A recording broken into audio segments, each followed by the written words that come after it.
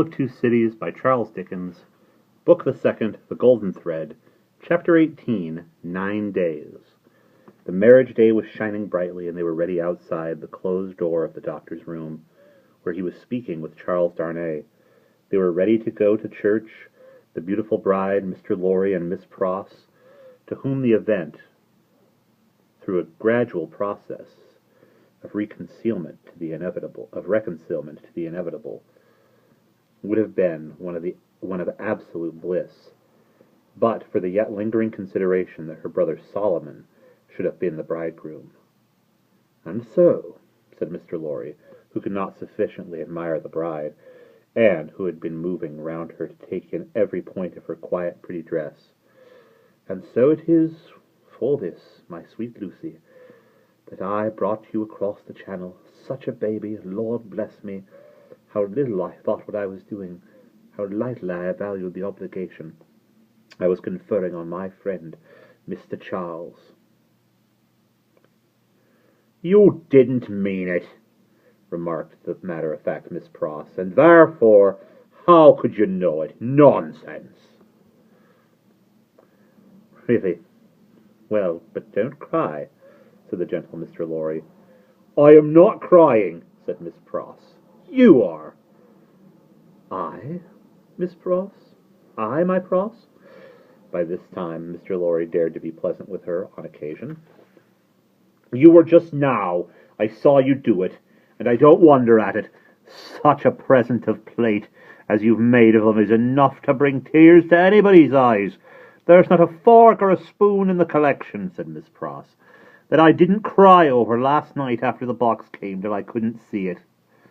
"I am highly gratified," said Mr. Lorry, "though upon my honour I had no intention of rendering those trifling articles of remembrance invisible to anyone. Dear me, this is an occasion that makes a man speculate on all he has lost. Dear, dear, dear, to think that there might have been a Mrs. Lorry any time these 50 years almost." "Not at all," said from Miss Pross. "You think there never might have been a Mrs. Lorry?" asked the gentleman of that name. "Pooh!" rejoined Miss Pross. "You were a bachelor in your cradle." "Well," observed Mr. Lorry, beamingly adjusting his little wig, "that seems probable too." "And you were cut out for a bachelor," pursued Miss Pross, "before you were put in your cradle." "Then I think," said Mr. Lorry, "that I was very unhandsomely dealt with, and that I ought to have had a voice in the selection of my pattern. Enough now, my dear Lucy," drawing his arm soothingly round her waist. "I hear them moving in the next room, and Miss Pross and I, as two formal folks of business, are anxious not to lose the final opportunity of saying something to you that you wish to hear. You leave your good father, my dear, in hands as earnest and as loving as your own. He shall be taken every conceivable care of during the next fortnight, while you are in Warwickshire and thereabouts. Even Tellson's shall go to the wall, comparatively speaking, before him, and when, at the fortnight's end, he comes to join you and your beloved husband on your other fortnight's trip in Wales, you shall say that we have sent him to you in the best health and in the happiest frame. Now I hear somebody's step coming to the door. Let me kiss my dear girl with an old-fashioned bachelor blessing before somebody comes to claim his own."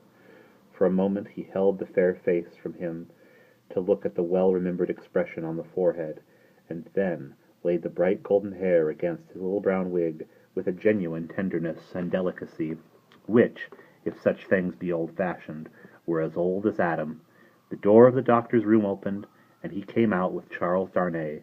He was so deadly pale, which had not been the case when they went in together, that no vestige of color was to be seen in his face, but in the composure of his manner he was unaltered, except that to the shrewd glance of Mr. Lorry it disclosed some shadowy indication that the old air of avoidance and dread had lately passed over him like a cold wind. He gave his arm to his daughter, and took her downstairs to the chariot, which Mr. Lorry had hired in honor of that day. The rest followed in another carriage, and soon, in a neighboring church where no strange eyes looked on, Charles Darnay and Lucy Manette were happily married. Besides the gleaming Besides the glancing tears that shone among the smiles of the little group when it was done, some diamonds, very bright and sparkling, glanced on the bride's hand, which were newly released from the dark obscurity of one of Mr. Lorry's pockets. They returned home to breakfast, and all went well, and in due course the golden hair that had mingled with the poor shoemaker's white locks in the Paris garret were mingling with them again in the morning sunlight on the threshold of the door at parting. It was a hard parting, though it was not for long, but her father cheered her, and said at last, gently disengaging himself from her enfolding arms, "Take her, Charles. She is yours." And her agitated hand waved to them from a chaise window, and she was gone. The corner being out of the way of the idle and curious, and the preparations having been very simple and few, the doctor, Mr. Lorry, and Miss Pross were left quite alone. It was when they turned into the welcome shade of the cool old hall that Mr. Lorry observed a great change come over the doctor, as if the golden arm uplifted there had struck him a poisoned blow. He had naturally repressed much, and some revulsion might have been expected in him when the occasion for repression was gone. But it was the old scared lost look that troubled Mr. Lorry. And through his absent manner of clasping his hand and drearily wandering away into his own room, when they got upstairs, Mr. Lorry was reminded of Defarge, the wine-shop keeper, in the Starlit Ride. "I think," he whispered to Miss Pross after anxious consideration, "I think we had best not speak to him just now, or at all disturb him. I must look in at Tellson's, so I will go there at once and come back presently. Then we will take him a ride into the country, and dine there, and all will be well." It was easier for Mr. Lorry to look in at Tellson's than to look out at Tellson's. He was detained 2 hours. When he came back, he ascended the old staircase alone, having asked no question of the servant. Going thus into the doctor's room, he was stopped by a low sound of knocking. "Good God!" he said with a start. "What's that?" Miss Pross, with a terrified face, was at his ear. Oh me, all is lost!" she cried, wringing her hands. "What is to be told to Ladybird? He doesn't know me, and is making shoes." Mr. Lorry said what he could to calm her, and went himself into the doctor's room. The bench was turned toward the light, as it had been when he had seen the shoemaker at his work before, and his head was bent down, and he was very busy. "Dr. Manette, my dear friend, Dr. Manette." The doctor looked at him for a moment, half inquiringly, half as if he were angry at being spoken to, and bent over his work again. He had laid aside his coat and waistcoat. His shirt was open at the throat, as it used to be when he did that work, and even the old haggard, faded surface of face had come back to him. He worked hard and patiently, as if in some sense of having been interrupted.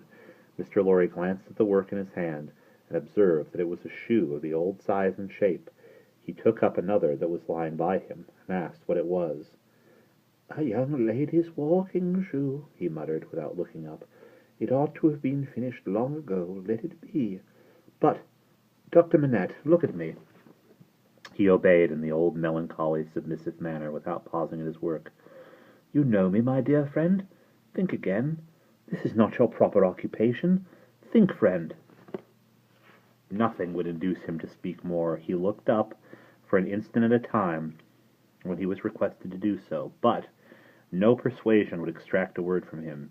He worked and worked and worked in silence, and words fell on him as they would have fallen on an echoless wall or on the air. The only ray of hope that Mr. Lorry could discover was that he sometimes furtively looked up without being asked. In that there seemed a faint expression of curiosity or perplexity, as though he were trying to reconcile some doubts in his mind. Two things at once impressed themselves on Mr. Lorry as important above all others. The first, that this must be kept secret from Lucy. The second, that it must be kept secret from all who knew him. In conjunction with Miss Pross, he took immediate steps toward the later precaution by giving out that the doctor was not well, and requested a few days of complete rest, in aid of the kind deception to be practiced on his daughter. Miss Pross was to write describing his having been called away professionally, and referring to an imaginary letter of 2 or 3 hurried lines in his own hand, represented to have been addressed to her by the same post. These measures, advisable to be taken in any care, Mr. Lorry took in the hope of his coming to himself. If that should happen soon, he kept another course in reserve, which was to have a certain opinion that he thought the best on the doctor's case. In the hope of his recovery, and of resort of this third course being thereby rendered practicable, Mr. Lorry resolved to watch him attentively, with as little appearance as possible of doing so. He therefore made arrangements to absent himself from Tellson's for the first time in his life, and took his post by the window in the same room. He was not long in discovering that it was worse than useless to speak to him, since, on being pressed, he became worried. He abandoned that attempt on the first day, and resolved merely to keep himself always before him, as a silent protest against the delusion into which he had fallen, or was falling. He remained, therefore, in his seat near the window, reading and writing, and expressing, in as many pleasant and natural ways as he could think of, that it was a free place. Dr. Manette took what was given him to eat and drink, and worked on, the first day, until it was too dark to see, worked on half an hour after Mr. Lorry could not have seen for his life to read or write. When he put his tools aside as useless until morning, Mr. Lorry rose and said to him, "Will you go out?" He looked down at the floor on either side of him in the old manner, looked up in the old manner, and repeated in a low voice, "Out?" "Yes, for a walk. With me. Why not?" He made no effort to say why not, and not a word more, but Mr. Lorry thought he saw, as he leaned forward on his bench in the dusk, with his elbows on his knees and his head in his hands, that he was in some misty way asking himself, "Why not?" The sagacity of the man of business perceived an advantage here, and determined to hold it. Miss Pross and he divided the night into 2 watches, and observed him at intervals from the adjoining room. He paced up and down for a long time before he lay down, but when he did finally lay himself down, he fell asleep in the morning.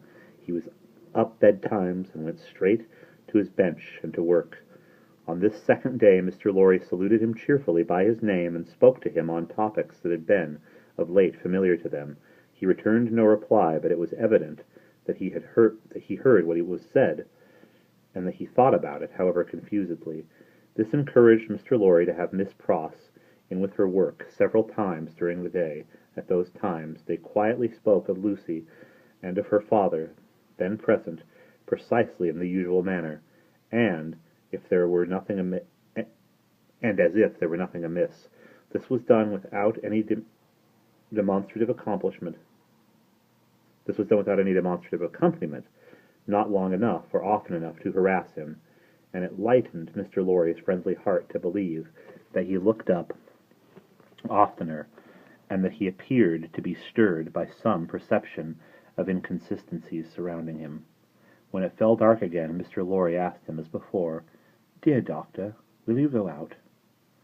As before, he repeated, "Out? Yes, for a walk with me. Why not?" This time Mr. Lorry